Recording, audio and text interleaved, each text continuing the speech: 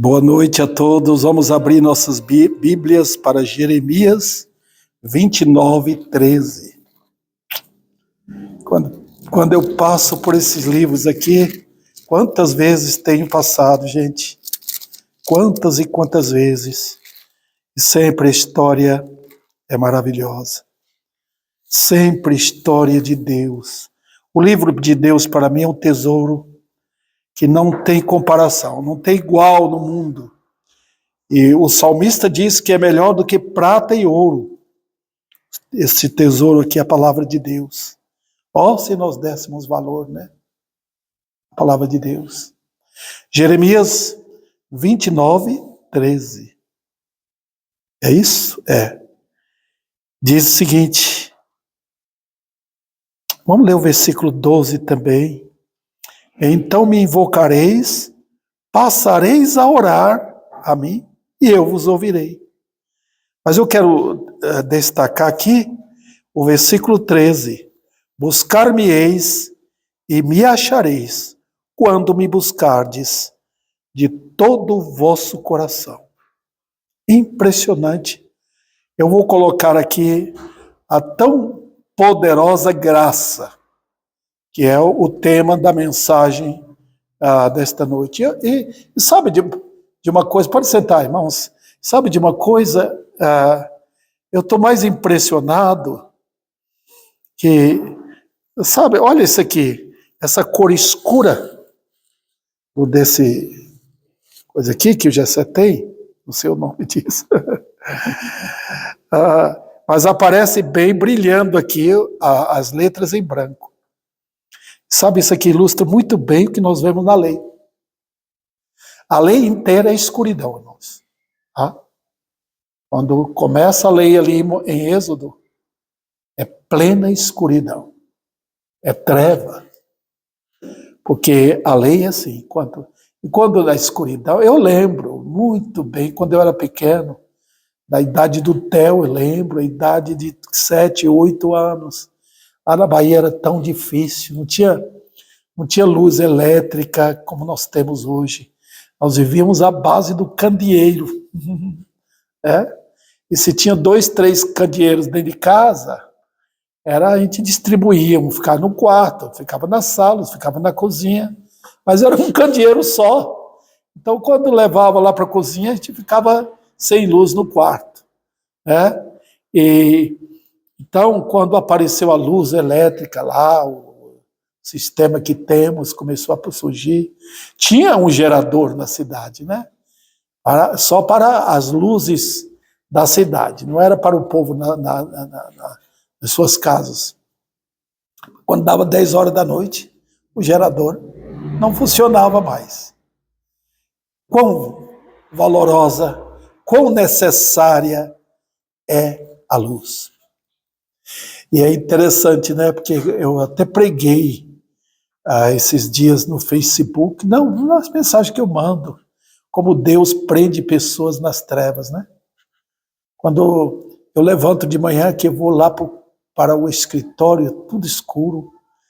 Quando eu desligo a luz do escritório, vou para a cozinha, tudo escuro. Como precisa de luz. As trevas é uma prisão incrível, né? Mas aqui, irmãos, por que eu estou falando isso? Porque quando Jeremias pregou, foi profeta naquele tempo, foi em plena lei. E eu digo aos irmãos uma coisa: vocês querem ver mais a graça brilhar? Olha a lei. Porque na escuridão, até uma velinha acesa ajuda. Até um palito de fósforo, né, brilhando ali, me ajuda. Então, quando você vai ali na lei, de repente na escuridão brilha a luz da graça. E tem várias vezes que eu poderia mostrar para os irmãos. Quando no Velho Testamento Deus, volta os teus olhos, olha a tua face, é graça. A lei, os crentes pedindo, volta a tua face, fita, não retira o teu rosto. É pedindo graça. Interessante, né? E aqui, irmãos, foi um período terrível. Porque na lei, a lei, qual é a função dela? A lei não dá justiça. A lei exige punição para quem não a cumpre. É lei. Tá? A lei não veio para salvar. Deus mostrou isso. Foi dada a lei para esse objetivo. Tá? Então a lei fica lá do monte Sinai atirando pedra na cabeça de quem não cumpre a lei.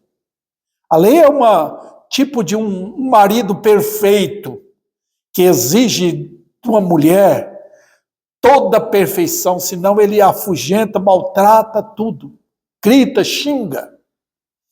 A lei é assim. Ela não veio para salvar. Ela veio para mostrar que ela é perfeita. Paulo fala sobre isso, capítulo 7 de Romanos. A lei é santa, justa e boa. Ele coloca essas três palavras, esses três adjetivos para a lei, né? Ela é santa, justa e boa. Nós que somos pecadores. Tem nada a ver com a lei. Então ela funciona como um médico, mas não aquele médico que faz cirurgia. É um clínico geral, eu chamo assim, né? A lei fala, olha, você tem esse problema, e eu não tenho remédio. Vai para aquele outro médico. Ele é especialista nisto. Né?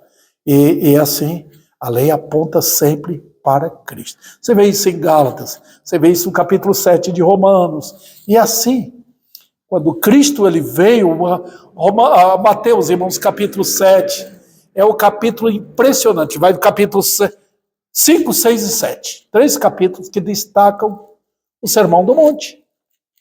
E ali Jesus mostra o que é a lei. Ele mostra na sua essência a glória da lei.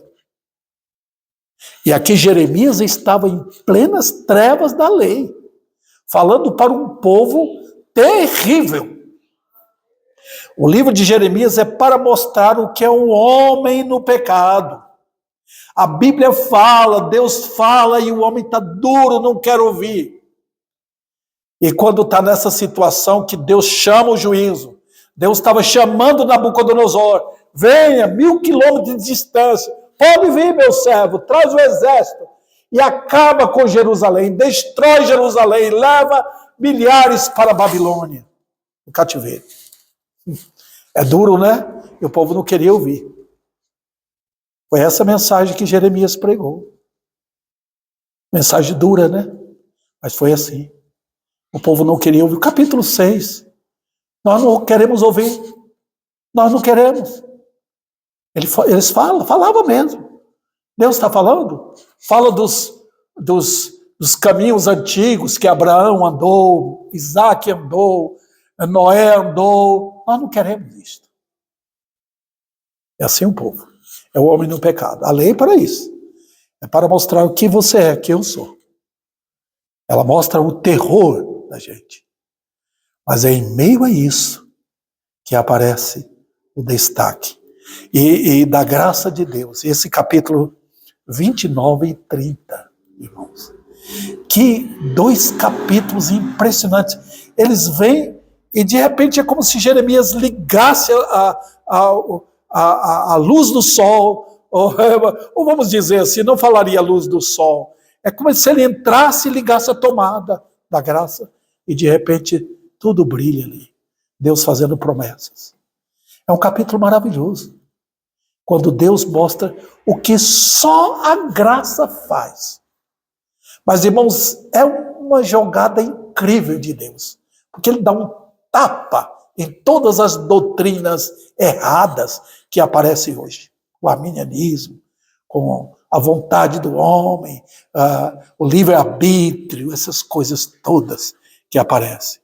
Então eu quero trazer isso aqui para os irmãos verem o que é a atuação da graça. Veja, que não há esperança no homem. Tira toda a esperança do homem. Ele é podre no pecado. E para quem eu vou olhar? Olha o que Deus fala. Veja, irmãos. Ele diz no versículo 11, vocês estão vendo aí? No versículo 10 ele fala da Babilônia. Vocês vão ficar 70 anos lá. Então atentarei para vós outros e cumprirei para convosco a minha palavra. Isso é graça. No versículo 11 ele diz, eu é que sei que pensamento tenho a vosso respeito. Sabe com o que ele está falando aqui? Com os eleitos. Ele mandou para Babilônia milhares de eleitos para ficarem lá. Foi Daniel, foi Esdras, foram jovens, pequenos, adolescentes, voltaram já idosos para Jerusalém. Ficaram, Daniel voltou com 90 anos de idade. Ainda viu o templo do Senhor, viu os muros. Impressionante, irmãos, o que Deus fala aqui. Ele diz, eu é que sei que pensamento tenho a vosso respeito, diz o Senhor, pensamento de paz e não de mal, para vos dar o fim que desejais. E aí acontece o quê? Olha o versículo 12 e 13, os dois. Então me invocareis. Está vendo? Sem a presença da graça, não há invocação. Os irmãos entenderam aqui? Sem a atuação de Deus, não há invocação. A graça tem que entrar em ação. Senão ninguém invoca. O livro de Isaías, capítulo 59. Eu acho que eu tenho umas 4 ou 5 mensagens ali. É um capítulo impressionante. Fala, ninguém há que me invoque. Não tem ninguém. Aí ele diz aqui, ó, então me invocareis, passareis a orar a mim, e eu vos ouvirei. Olha que situação maravilhosa, irmãos. Quando homens começam a invocar, quando pessoas começam a chegar a procurar, onde está a palavra de Deus? Eu quero ouvir a verdade. E começam a invocar. Eu estou indo para o inferno, eu quero salvação. Orando a Deus. Aquele Saulo de Tarso que saiu para matar os crentes e procurar onde está esse Jesus Nazareno, que eu vou acabar com ele. 3 dias depois estava lá orando. Ananias encontrou orando. Um novo homem.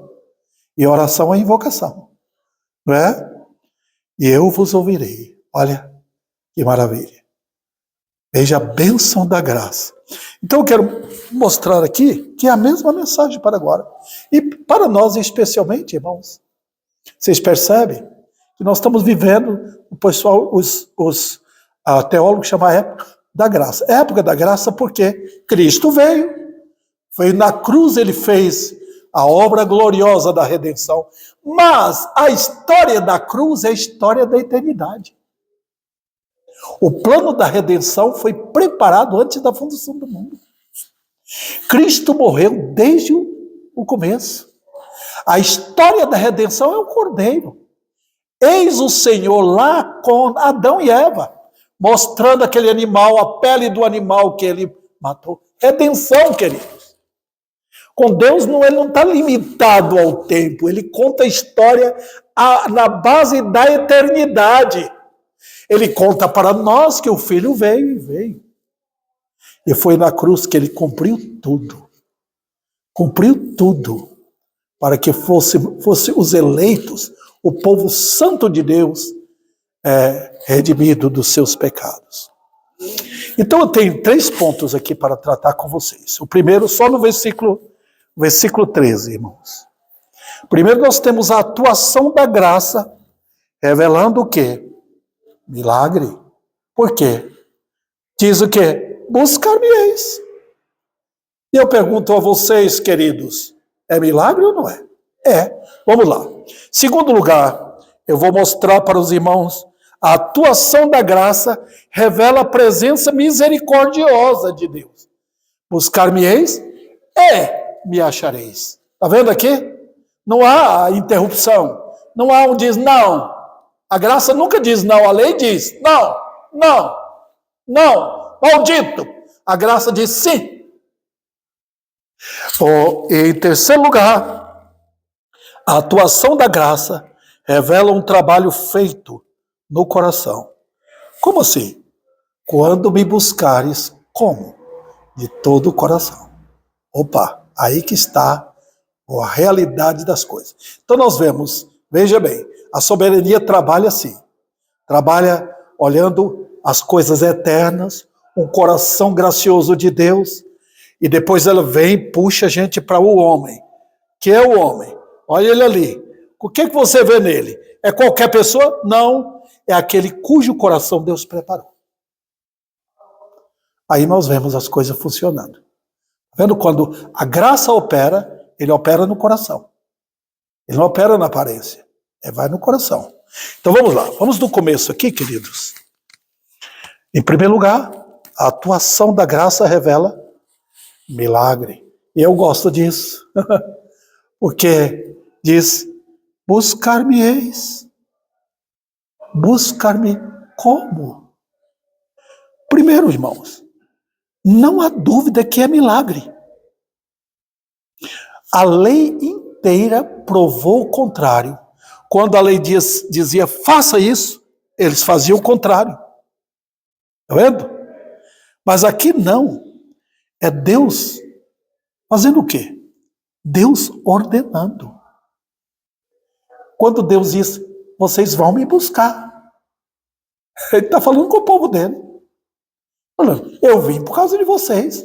Eu criei o mundo por causa de vocês. Eu chamei o sol à existência por causa dos meus. Eu pus as estrelas no céu por causa dos meus. Eu fiz o mar, eu fiz o oceano todo, eu fiz a terra. Eu fiz tudo isso por causa do meu povo, para chegar a hora gloriosa em que vocês vão me buscar. Então é a ordem da graça. Quando a graça da ordem funciona. É impressionante. Vocês vão me buscar. Mas por que eu estou falando isso, irmãos? Veja que não há talvez. Deus não opera na graça com talvez. Nunca. Talvez haja alguém. Não. A graça não opera assim. Não há um se. Vocês vão me buscar. Veja então, irmãos. Eu vou provar porque é milagre. Porque a natureza humana, ela prova o contrário. Se Deus soltar o homem, ele vai direitinho. O caminho dele é incrível, é para o inferno. Ele tem um prazer incrível pelo caminho largo. Ele ama o caminho largo. Ele vê o caminho do inferno e diz, esse é o melhor caminho. Ele ouve os ruídos, o barulho do infernal chegando, o calor do inferno chegando, e ele vai. É um prazer ir para o inferno, para o homem natural. Vamos provar na Bíblia, irmãos? Olha, eu só uso aqui essas ilustrações só para ajudar os irmãos. Você pega um prato de alface bem temperado e põe no prato e coloca para o leão comer. Ele vai querer? Põe Jesus para o homem natural. Ele quer? Não. O que é que a Bíblia diz? Romanos capítulo 3, versículo acho que é o 10 ou 9. Não há quem busque a Deus. Ora, a palavra de Deus não pode mentir. Eu nasci numa família evangélica, mas eu não queria Deus. Eu amava o mundo. Foi depois que ele abriu meus ouvidos, apurou meus ouvidos para ouvir a palavra, porque eu comecei a entender que maravilha, que tão grande salvação. Então, queridos, os ouvidos fechados para Deus são os ouvidos abertos para o diabo. Até os judeus, aquele povo que sabia a lei de Moisés, você vê no João capítulo 8, Jesus diz o quê? Vós sois do diabo e quereis satisfazer os desejos dele. Também, vamos às afirmações bíblicas. O homem pode buscar a Deus? João 6,44. Ninguém pode vir a mim. Nota que Jesus usou o verbo poder. E o verbo poder, e mostra tudo. Não há poder no homem para buscar Jesus. Eu quero mostrar aqui para os irmãos, ainda em Jeremias, veja o capítulo 30, irmãos. Porque segue o mesmo roteiro aqui, das palavras graciosas do Senhor, falando para aqueles que foram levados para o exílio. Veja o que ele diz. falando com eles, capítulo 30, versículo 31. Ele está mostrando aqui o que vai acontecer quando Jesus um dia viria para ser rei do seu povo. Aí então ele diz, o seu príncipe procederá deles, do meio deles, sairá o que há de reinar, falo-ei aproximar, e ele chegará a mim. Aí ele pergunta, pois quem de si mesmo ousaria aproximar-se de mim, diz o Senhor. Eu fico perguntando, não fico afirmando, não perguntando, se os homens de hoje soubessem quem é Jesus. Todo mundo tremeria os joelhos todos, da cabeça aos pés, irmãos. Eles não sabem quem é Cristo. O Rei da Glória. Daniel ficou ajoelhado no chão, não podia levantar quando viu o Senhor. O Senhor teve que tocar nele. Isaías viu o inferno aberto, falou, vou cair lá agora. Hoje está brincadeira. Hoje Satanás está urrando contra o nome de Jesus, usando os homens. Pregadores famigerados por dinheiro. Eles não sabem o que é esse louvor que eles profanam aí. Esses cânticos sem base bíblica. Só dando enlevo à carnalidade do homem. Para dizer que estão louvando. Não sabe o que é base de louvor. Queridos, é para a boca silenciar, aquietar, para todos os améns e aleluias que falam em vão. Querido, vamos revigorar isso aqui para nós. O prazer do homem é pelo pecado. Quem ama o pecado, como é que vai amar um santo Senhor? Como? O prazer do homem no pecado desde seu nascimento. Ele não nasceu um anjinho, ele nasceu um Adãozinho. Qual a preferência do peixe? Qual o lugar, o habitat do peixe? Não, dentro da água. Qual o habitat do homem? É o mundo.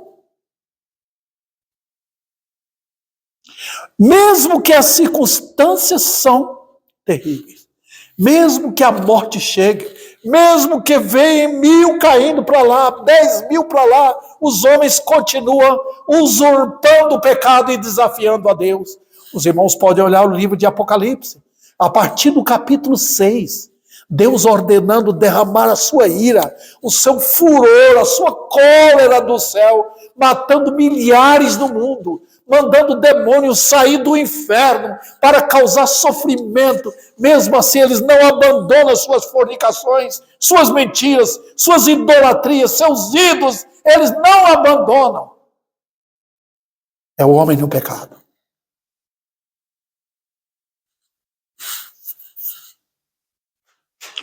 Meus queridos, a lei santa e justa prova isso. Ela publica completa maldição. Os irmãos já leram o livro de Deuteronômio, capítulo 27. 6 tribos ficavam no Monte Ebal, se não me engano, e o outro grupo ficava no outro monte. Um mandava bênção, outro mandava maldição. E as bênçãos? Tem bênçãos para o homem no pecado? Não tem. Tem que estar em Cristo. Então transfere todos aquelas 6 tribos para o monte da maldição. E ali a lei grita, maldito, maldito, maldito. E ali fala de pecados grosseiros, irmãos, terríveis. E o homem é isso? É. Porque Jesus veio e na lei, ele mostra o coração do homem.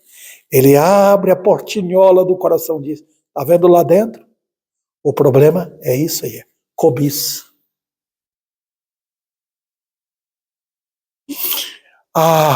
Queridos, a lei incita o homem a distanciar. Ela mostra a tremenda distância.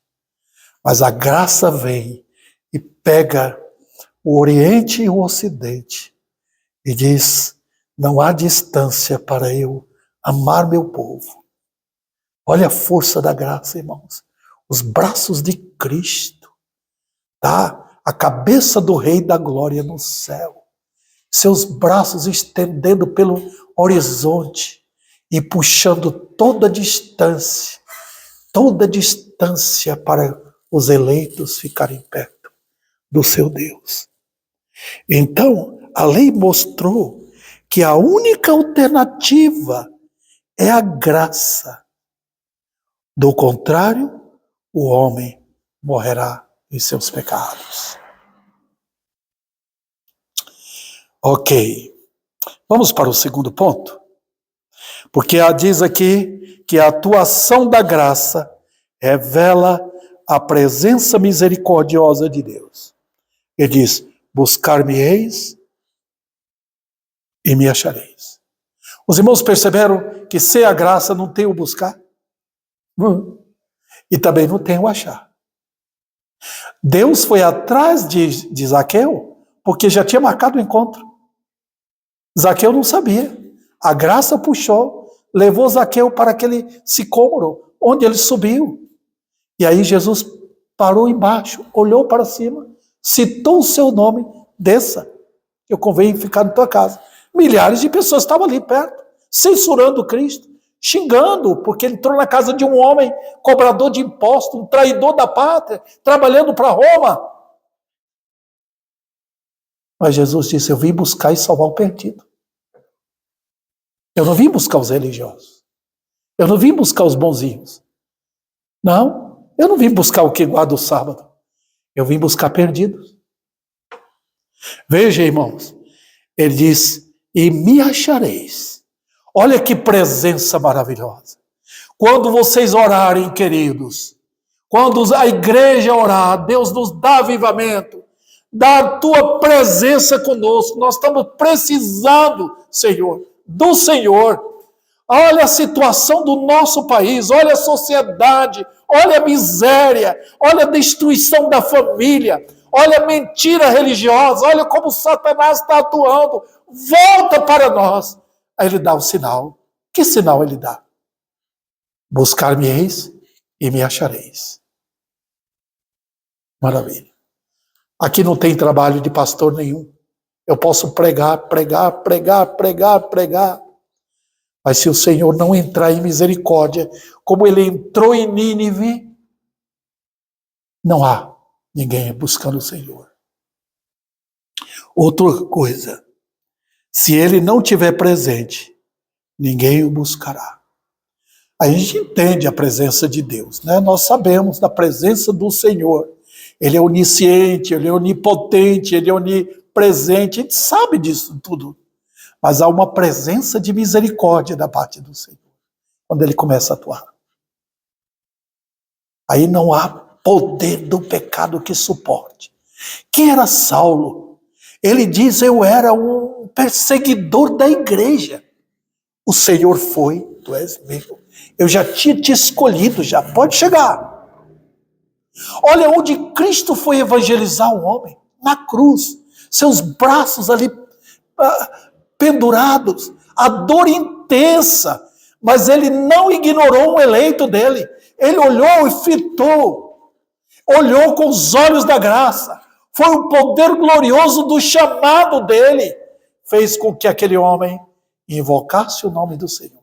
Lembra-te de mim. Olha, ninguém viu, irmãos. A multidão urrava ferozmente para ver sua morte e o fim do Senhor, enquanto a graça operava na cruz. O mundo esperava um espetáculo do pecado, e os anjos esperavam para dar brados de louvores ao Senhor por um pecador que se arrependeu. Fantástico! Olha, queridos irmãos, quem podia imaginar isso? Paulo na beira do rio, orando, e Lídia se converte. Como é que pode? Está ali um homem sentado na carruagem, o eunuco, lendo Isaías. Quem vai me explicar? Deus manda Filipe, pode sentar ao lado dele. Queridos, são os eleitos de Deus. Vamos adiante. Deixa eu perder. Ok? Deus se introduzindo no meio dos homens. E quando ele se introduz em graça, ele não fala do seu juízo. Eu sempre digo que a grande tribulação não há graça ali. Deus troca o seu trono. Os irmãos podem olhar. Apocalipse capítulo 4 e 5. Os santos estão nos céus. A igreja está lá. Deus está trocando o seu trono. Ele passa a sentar no trono de juízo. A glória no céu ecoa ali. Os remidos do Senhor. E aí não há mais graça. Aí o trono de juízo começa. A partir do capítulo 6. Deus derramando sua fúria do céu. Aqui não. Quando Deus diz buscar-me-eis, a presença dele é presença misericordiosa. Como eu entendo isso? Vamos lá. Primeiro, ele é cheio de misericórdia. Deus está operando no mundo na base da sua compaixão pelos homens, irmãos. Não há razão de o mundo existir no pecado. Não há razão, se não fossem os eleitos, Deus já tinha, irmãos, arrancado esse universo miserável, empinhado de maldade. Ele já tinha destruído tudo no fogo da sua ira. O dilúvio foi apenas um exemplo. Não fosse a misericórdia de Deus, através de Noé, o que seria?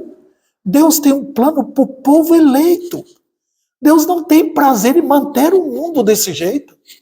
Tem que ter novo céu e nova terra. A ida na cruz foi para conquistar de volta o universo que Satanás queria tomar.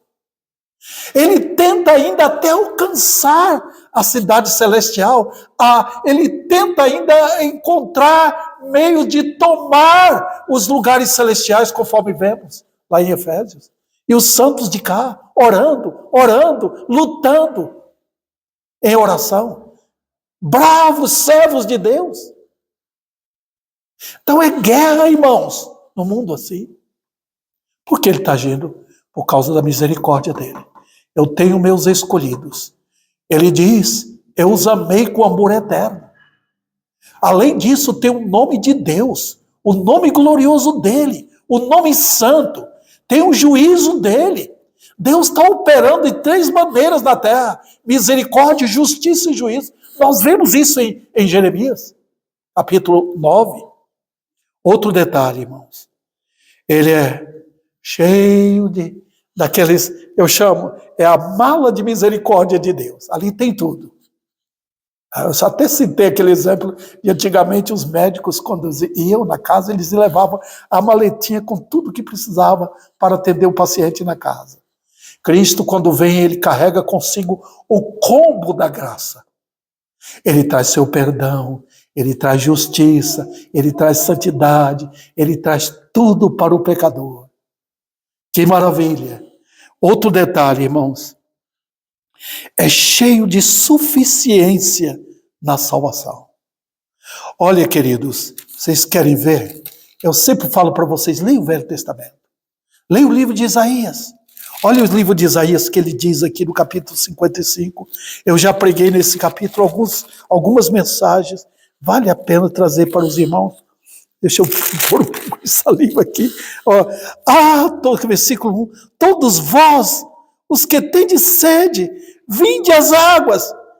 Vós que não tendes dinheiro, vinde. Comprai e comei. Sim, vinde e comprai. Sem dinheiro e sem preço. Vinho e leite.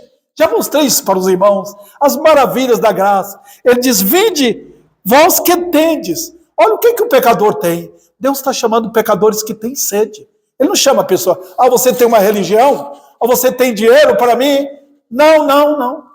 Você tem sede. E aí a sede, irmãos, é para qualquer pessoa. Você pode procurar o mais rico daqui de Ribeirão Preto. Ele morrerá se ele não tiver água para beber. Você pode perceber. Se ele tiver que deixar tudo, jogar tudo fora por causa de um copo d'água para ele não morrer, ele fará. Deus procura as pessoas que têm sede. Jesus fala, fome e sede de justiça.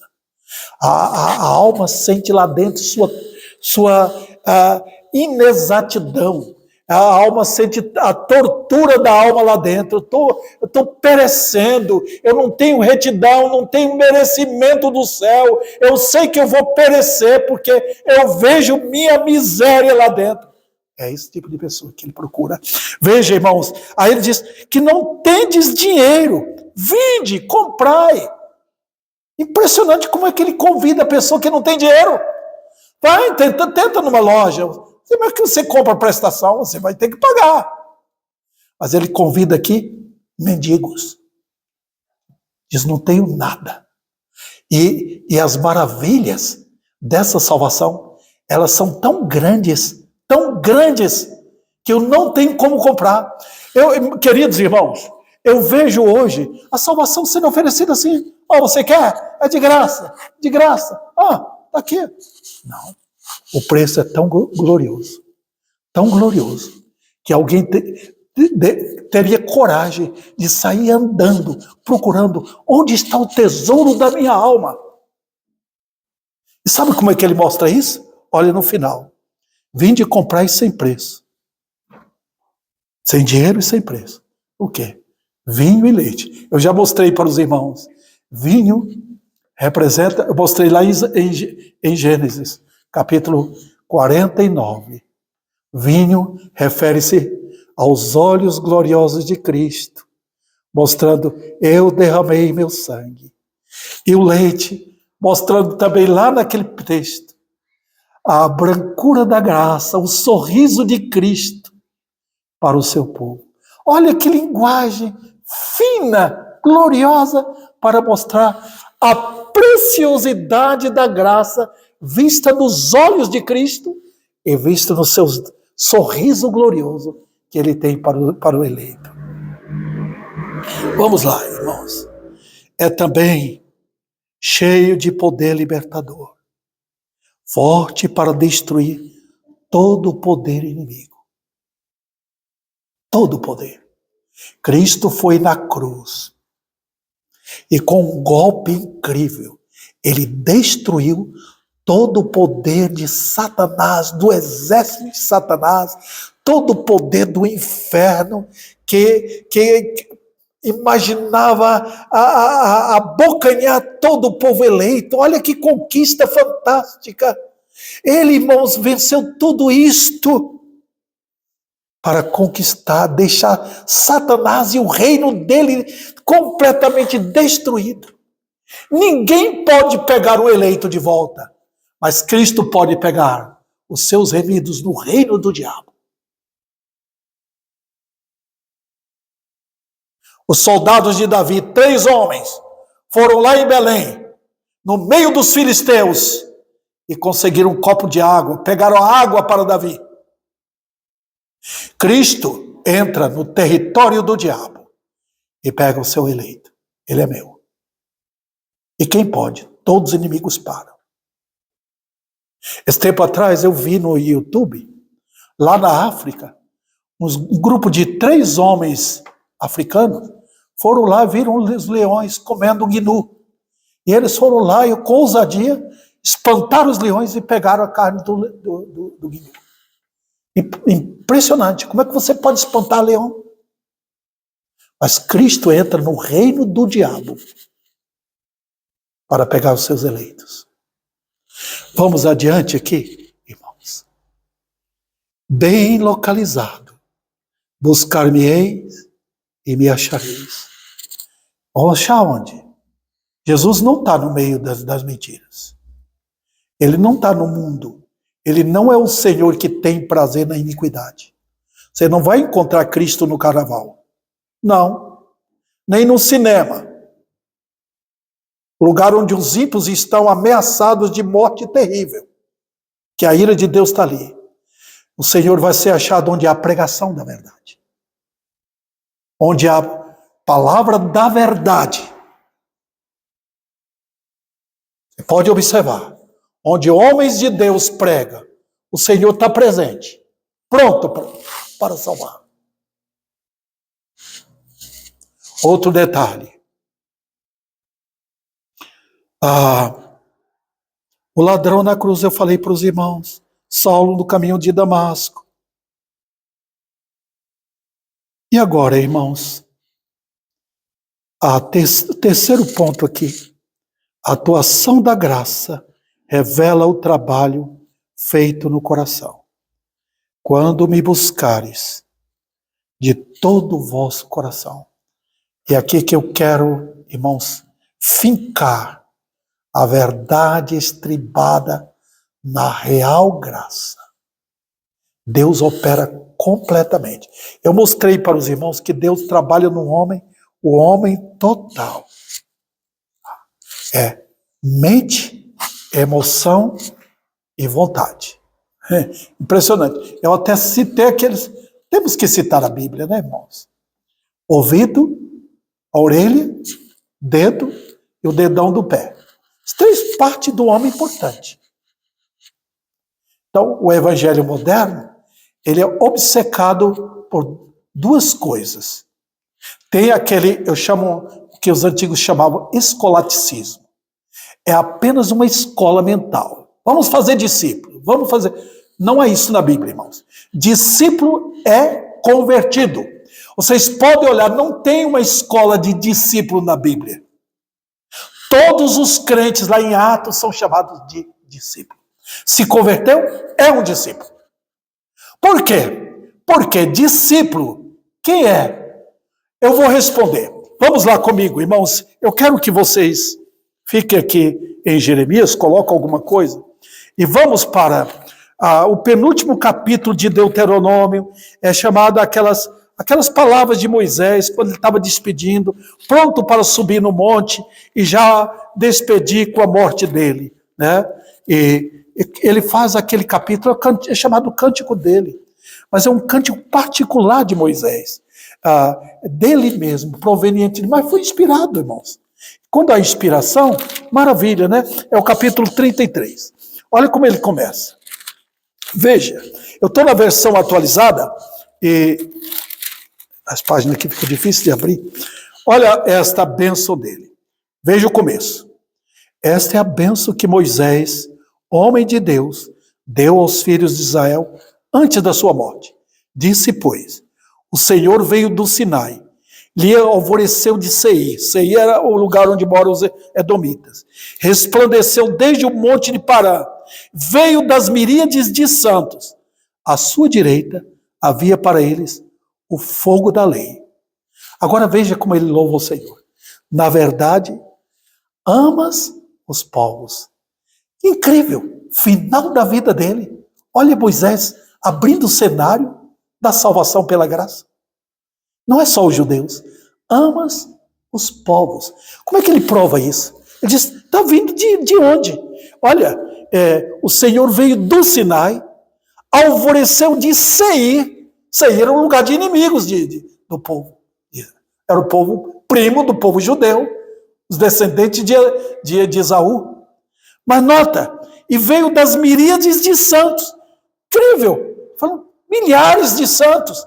Parece que Moisés ali, inspirado, estava vendo o resultado da graça. Olha, observe o que ele diz. Na verdade, amas os povos. Todos os teus santos estão na tua mão. Agora veja o que ele fala em João. As minhas ovelhas estão na minha mão. E agora presta atenção. Eles se colocam aos teus pés e aprendem das tuas palavras. Então, observa, irmãos. Como é que você conhece o discípulo? É fazendo? Vou pegar meu vizinho e fazer dele um discípulo? Não. Conversão. Sempre a mensagem começou assim. Arrependei-vos e convertei-vos. Quando há conversão, imediatamente o aluno do mestre aparece. Como você sabe? Olha Atos capítulo 2, irmãos. Eles estavam todos os dias juntos, cantando, se alimentando e aprendendo das doutrinas dos apóstolos. Isso é discípulo. Olha o capítulo 5, é o capítulo 3 ainda. Todos os discípulos, não havia um grupo aqui, esse é o grupo seleto que eu preparei, treinei, não existe isso na Bíblia. Todos os convertidos são discípulos, porque amam a palavra. Está vendo aqui, irmãos? Então, não ama a palavra, não é discípulo, não é seguidor. Pronto. O que Jesus disse? As minhas ovelhas ouvem a minha voz. Os crentes têm um ouvido apuradíssimo para ouvir a palavra de Deus. Tem um prazer pela palavra de Deus. Olha, eu estou dando estudo aqui no Salmo 1. O homem que tem prazer na lei do Senhor e na sua lei medita de dia e de noite. Vamos então, irmãos, aqui. Eu já mostrei para os irmãos isso. Veja, primeiro aqui, desfaz toda a enganosidade do coração. Você é crente ou não é? Não tem meio termo. Você ama a palavra? Os grandes pregadores de avivamento, Whitefield e outros que pregavam poderosamente, eles mesmos falaram. O resultado de avivamento é quem ama a palavra de Deus. É o resultado efetivo. Porque há muito fruto que não é fruto verdadeiro, o avivamento. Outro detalhe, irmãos. Ninguém pode ludibriar a Deus. Ele diz, quando me buscar de todo o coração. Esta é a verdade. Você pode enganar um pastor, você pode fazer qualquer coisa dentro da igreja, você não pode enganar a Deus. Outro detalhe. As intenções de quem busca deve ter um único objetivo. Vamos ver aqui? Porque mostra o poder absoluto do Espírito Santo. O poder que Deus, somente Ele pode operar. Ele chama e o pecador ouve e o pecador é submisso. Segundo lugar, descobre o homem no íntimo. Isso aqui eu tenho falado. Hoje querem resultado para encher a igreja, irmãos. Deus quer a verdade no íntimo. Deus quer que a luz dele vá lá no coração do pecador. Tem muitas pessoas que convidam Jesus para a sala. Vem aqui, me fala do céu, me fala da eleição, mas não vasculhe a gaveta da minha vida. Não vasculhe lá no meu quarto. Não veja as coisas que eu tenho escondido. O Senhor requer a verdade no íntimo. Salmo 51, versículo 6. Ele quer lá dentro. Ele mostra a verdade lá dentro. E isso aqui, queridos irmãos, só o Evangelho pode fazer. Só o Evangelho que vem como espada. Hoje eles estão dando flores para as pessoas. Eles estão dando um pouco de chá para as pessoas. Eles não estão falando a verdade no coração. E Deus requer isso. Ele quer o coração. Senão, quem entra é o diabo. Deus quer o homem completo. Todo o ser dele. Senhor, onde tu fores, eu irei. Lembre bem que o Filho do Homem não tem onde reclinar a cabeça. Deixa eu enterrar meus pais. Deixa os mortos enterrar o seu morto. Vem, segue-me. Outro detalhe, irmãos. Mostra o que é realmente a obra de Deus no coração.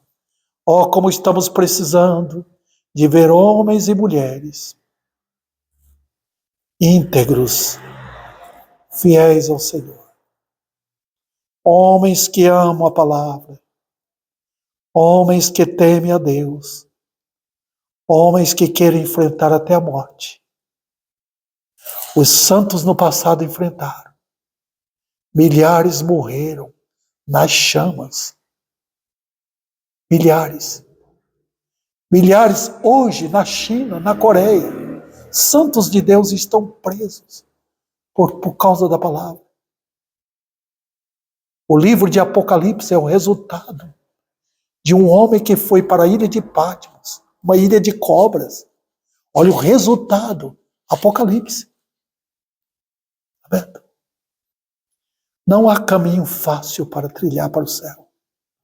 O caminho estreito é o caminho terrível, onde Satanás procura como leão, procurando ovelhas para devorar. Ele não faz isso no caminho largo. Ele deixa os homens caminhar livremente, com seus prazeres, suas devassidões. Então nós estamos vivendo assim. Hoje os homens estão procurando atacar a verdade, atacar, procurando silenciar a voz do profeta. Estão querendo assuntos que faz dá um sentido de respirar bem. Eu gosto de ouvir isso. Eu gosto daquele pregador que fala tão bem. Não quero ouvir a verdade. Hoje eles levantam a mão tentando dizer: Deus, estou aqui, estou oferecendo o melhor.